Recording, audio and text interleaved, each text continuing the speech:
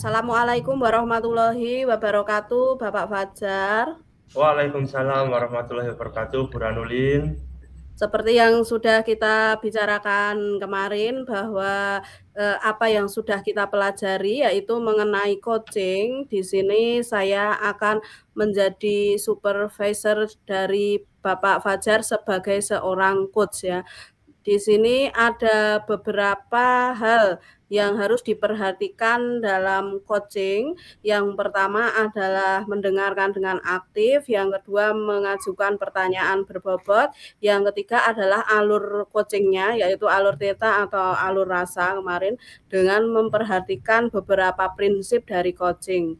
Nah, saya ingin mengajukan pertanyaan kepada Bapak Fajar. Yang pertama, Bapak Fajar ingin saya membantu mengembangkan kompetensi yang mana ini Bapak Fajar? Ya, terima kasih Bu Ranulin atas kesempatannya. Saya ingin mengembangkan dari ketiga kompetensi tadi, dari hadir penuh atau present, eh, terus mendengarkan dengan aktif, dan mengajukan pertanyaan berbobot. Mungkin saya ingin Ibu Ranulin membantu untuk mengembangkan kompetensi saya tentang mendengarkan dengan aktif, Bu. Karena sampai sekarang masih menjadi PR bagi saya. Gitu, Bu. Ya. Lalu bagian mana yang nanti Bapak Fajar inginkan untuk saya amati? Ya, saya menginginkan Ibu mengamati pada saat Koci menyampaikan atau menanggapi pertanyaan-pertanyaan saya, terus saya mendengarkan Koci. Di situ apakah fokus saya itu terpecah, apakah saya itu kelihatan ngeblend atau gimana, dan ataukah kehadiran saya dalam percakapan itu agak sedikit terganggu, Bu. Ya, gitu, Bu. Jadi di bagian itu mungkin yang bisa Ibu amati dan mungkin nanti bisa menjadi catatan untuk pengembangan lagi bagi Ya, saya, Mak. Bu. Tadi permasalahan fokus ya Pak Fajar ya. Ya, Ya, maka fokus. Terus selanjutnya yang ketiga, bagaimana penilaian Bapak Fajar sendiri terhadap apa yang akan kita kembangkan, Pak? kalau penilaian saya sendiri intinya gini, Bu. Eh, Kalau saya itu bisa fokus untuk menjadi pendengar yang aktif, itu proses coaching akan bisa berhasil atau akan bisa maksimal. Jadi coach juga akan bisa menentukan, akan bisa menggali lebih dalam tentang potensi-potensi dari coach itu sendiri. Akhirnya coach bisa menemukan titik temu atau pemecahan bagi masalahnya sendiri, Bu. Ya. Lalu bagaimana harapan dari observasi yang akan kita lakukan bersama kali ini, Bapak Fajar? Harapan saya seperti yang sudah saya jelaskan barusan, Bu, coach bisa menyadari, coach bisa bahasanya itu bisa merumangsani kalau coach itu sebenarnya mempunyai potensi, untuk menyelesaikan permasalahan-permasalahan yang coach miliki atau yang coach sampaikan. Jadi tujuan utamanya atau indikator ketercapaiannya proses coaching kali ini, coach bisa menemukan solusi atas permasalahannya sendiri, Bu. Baik, Pak Fajar, kita akan segera memulai untuk praktik coaching dari Bapak Fajar dengan coach adalah Bapak Hadi Karyanto, nggih. Iya, Silahkan dimulai untuk praktik coaching-nya Bapak Fajar dan Bapak Hadi Karyanto. ya, terima kasih, Bu. Ya. Assalamualaikum warahmatullahi wabarakatuh. Selamat sore, Pak Adi. Waalaikumsalam warahmatullahi wabarakatuh. Selamat sore Pak Fajar. Gimana kabar hari ini? Alhamdulillah, so far so good ya Pak, tapi ya agak khawatir ini. Jadi kalau anak-anak itu semangatnya mondo meletre ini ya, pembelajaran praktikum itu mata Ya, pelajaran kelistrikan kendaraan ringan tuh agak ya semangatnya kurang. Saya nggak lagi lihat ini semangat anak. Jadi kurang semangat karena mungkin salah satu itemnya itu setelah praktek itu mengerjakan laporan tertulis pada sesi akhir praktikum, begitu Pak Wajar. Oh, mungkin di awalnya itu anaknya setelah praktek itu mempunyai wah engko bar praktek mesti ojo repot kayak laporan gitu ya Pak ya. Nah iya, leres Jadi itu, betul. jadi tujuan kita pada sesi coaching kali ini adalah ya bisa dibilang untuk meningkatkan semangat siswa ya Pak ya dalam mengerjakan laporan praktek ya Pak ya. Leres Pak. Saya intinya ingin mencari solusi itu ya, agar siswa lebih termotivasi tentunya dalam menyelesaikan praktikum dengan diakhiri menyusun laporan ketika setelah, mereka selesai melakukan praktikum. Oke. Hmm, sebenarnya atau kalau ditelisik lebih dalam ada nggak Pak hambatan-hambatan utama yang Bapak rasakan atau yang Bapak alami untuk meningkatkan semangat siswa dalam menyelesaikan laporan tertulis itu, Pak? Kalau ini persepsi saya ya, karena Iya. generasi sekarang itu generasi yang amat berbeda dengan ketika saya sekolah maupun kuliah. Jadi saya merasa dan saya mungkin juga berpikir bahwa laporan itu terlalu memakan waktu ya. Dengan kata lain juga sulit mungkin bagi anak-anak sekarang. Sehingga mereka kehilangan semangat untuk mengerjakannya gitu. Oke. Terus bagaimana atau kalau bahasanya gini, Pak. Bapak sudah pernah mencoba nggak Pak atau strategi-strategi tertentu untuk pendekatan untuk menyelesaikan masalah ini, Pak? Ya, selama ini sampai hari ini gitu saya mencoba ada panduan yang lebih jelas lah, memberikan panduan yang lebih jelas kepada mereka. Seharusnya menulis laporan dan mencoba memotivasi mereka dengan memberikan contoh-contoh praktis tentunya ya. Ada juga beberapa alternatif sebagai portofolio pengganti laporan. Saya minta mereka itu untuk membuat video video praktikum. Jadi ketika praktek disuting dan diupload ke YouTube terus dikirimkan ke RMS. Salah satu bentuk alternatif laporan begitu. Itu yang Oh, sudah terjadi. Gitu. oke. Jadi dari informasi Bapak tadi, Bapak sudah menjelaskan tentang skema atau urutan-urutan pengumpulan tugas-tugasnya. Terpikirkan untuk mencari cara-cara baru nggak Pak untuk mengatasi masalah ini? Cara baru ya kemungkinan itu menggunakan cara-cara digital ya Pak. Ya. Anak-anak itu kan selalu pegang HP ya. Kemungkinan laporan bisa ditulis menggunakan HP atau gimana gitu. Saya pikir itu mungkin yang paling dekat ya. Selain menggunakan video dianggap sebagai portofolio mengerjakan itu ya. Direkam saat praktek. Ya. Itu menarik sih Pak, kalau menurut saya Pak. Terus untuk mencapai tujuan itu Pak, bisa kita tetapkan nggak yang lebih spesifik? Ya. Apa yang Bapak harapkan sebagai hasil dari upaya Bapak dalam waktu dekat ini, Pak? Saya sih nggak muluk-muluk ya, hanya ingin melihat peningkatan dalam semangat mereka ya. Jadi ketika ada nggak greget mereka naik saat mengerjakan laporan praktikum, peningkatan dalam kualitas laporan yang mereka hasilkan dengan berbagai alternatif atau ditulis menggunakan HP saja atau nanti dibentukkan sebagai video unjuk kerja gitu sebagai laporan mereka praktik. Saya pikir itu mungkin yang bisa saya lakukan ya. Oke Pak, make sense sih Pak. Jadi Bapak Haji juga tidak terlalu muluk-muluk atau rasional juga karena memang tidak gampang sih Pak untuk meningkatkan ya minat anak itu dalam waktu yang dekat atau dalam waktu yang singkat.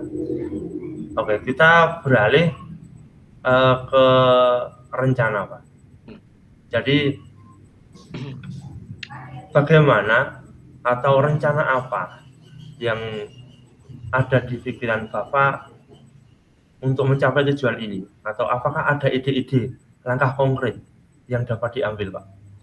Ya, karena saya pikir ketika kesulitan menuliskan laporan itu kan karena bentuk bakunya mungkin tersusun dengan baik ya. Jadi Ya. saya berpikir itu mau memberikan panduan yang lebih rinci tentang struktur laporan. Jadi laporan itu isinya apa?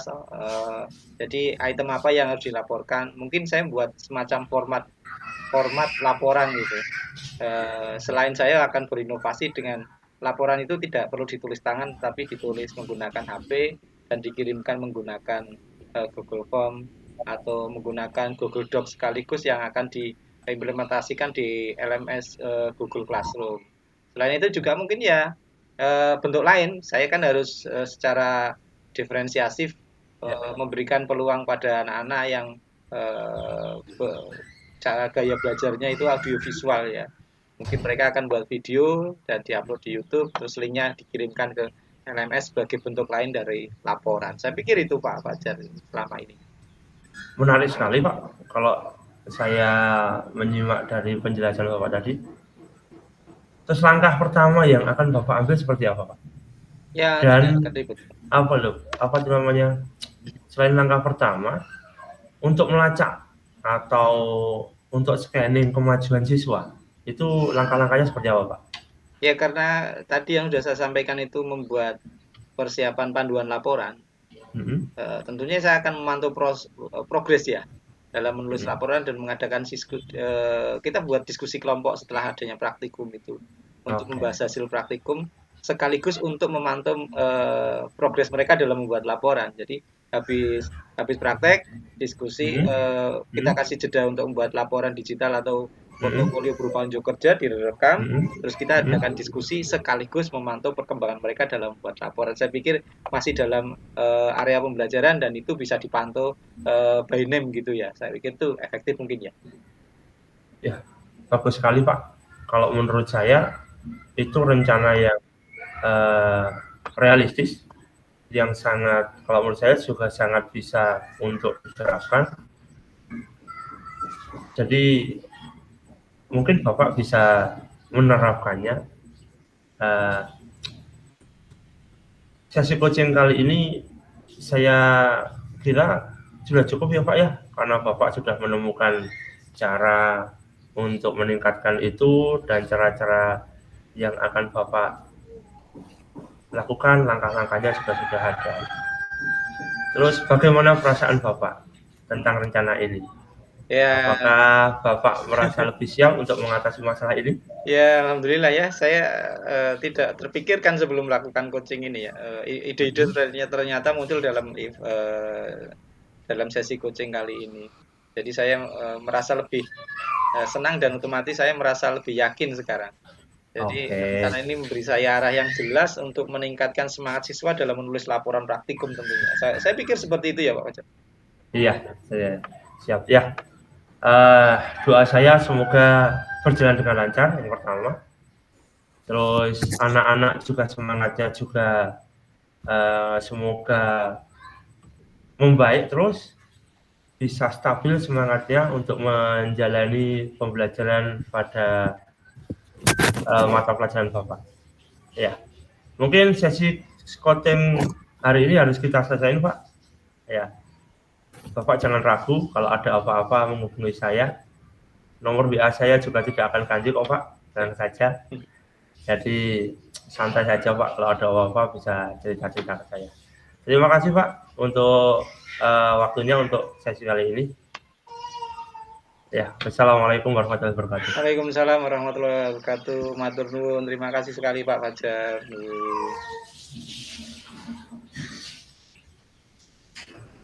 Sudah ya Pak Fajar untuk melakukan praktik coaching kali ini bersama dengan Bapak Hadi Karyanto ya? Ya, sudah Bu. Nah, apa yang dilakukan oleh Bapak Fajar tadi, Pak Fajar yang pertama menginginkan kemampuan yang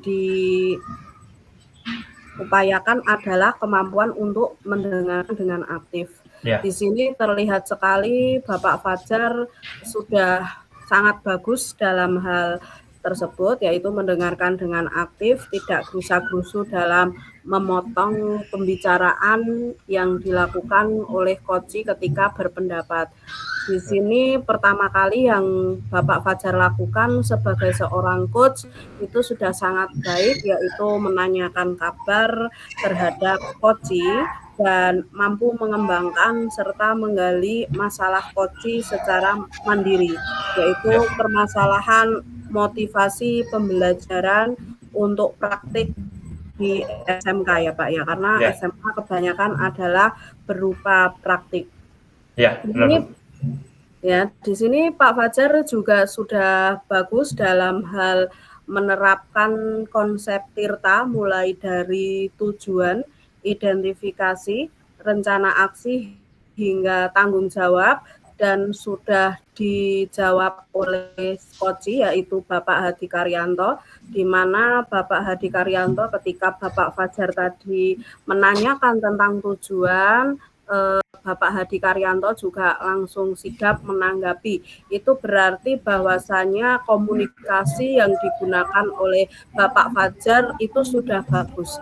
Dan Koci akhirnya bisa menerima apa pertanyaan dari Bapak Fajar. Selanjutnya adalah untuk identifikasi, tahap identifikasi ini Bapak Fajar sudah sangat baik, maksud saya baik ya, dalam hal menggali pertanyaan-pertanyaan mengenai permasalahan-permasalahan yang dilakukan ya, permasalahan-permasalahan yang dialami, mohon maaf ya, yang dialami oleh Koci yaitu Bapak Hadi Karyanto. Dan Ya, selain itu juga rencana aksi, Bapak Fajar juga menggali rencana-rencana apa yang sudah atau akan Koci atau Bapak Hadi Karyanto ini lakukan, di mana Bapak Hadi sudah melakukan rencana aksi atau merencanakan rencana aksi, salah satunya adalah dengan proses digitalisasi pembelajaran, yaitu membuat video dan lain sebagainya. Itu ya, sangat menarik ya, setiap apa yang dilakukan Koci yaitu Bapak Hadi Karyanto ketika melakukan menjawab pertanyaan coaching, sementara Pak Fajar sebagai seorang coach itu selalu memberikan apresiasi dengan kata menarik, luar biasa, itu sudah sangat sangat bagus ya. Kemudian coach juga bisa leluasa memberikan jawaban, mengemukakan strategi-strategi untuk membuat jawaban yang lebih baik lagi.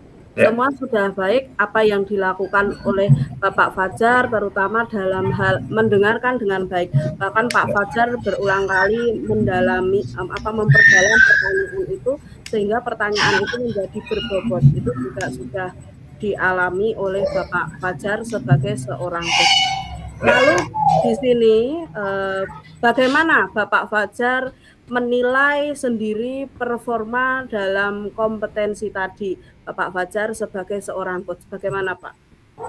Kalau menurut pribadi saya sendiri, saya ya gimana ya Bu ya, masih belum maksimal lah Bu, karena ternyata juga saya menyadari susah ternyata Bu.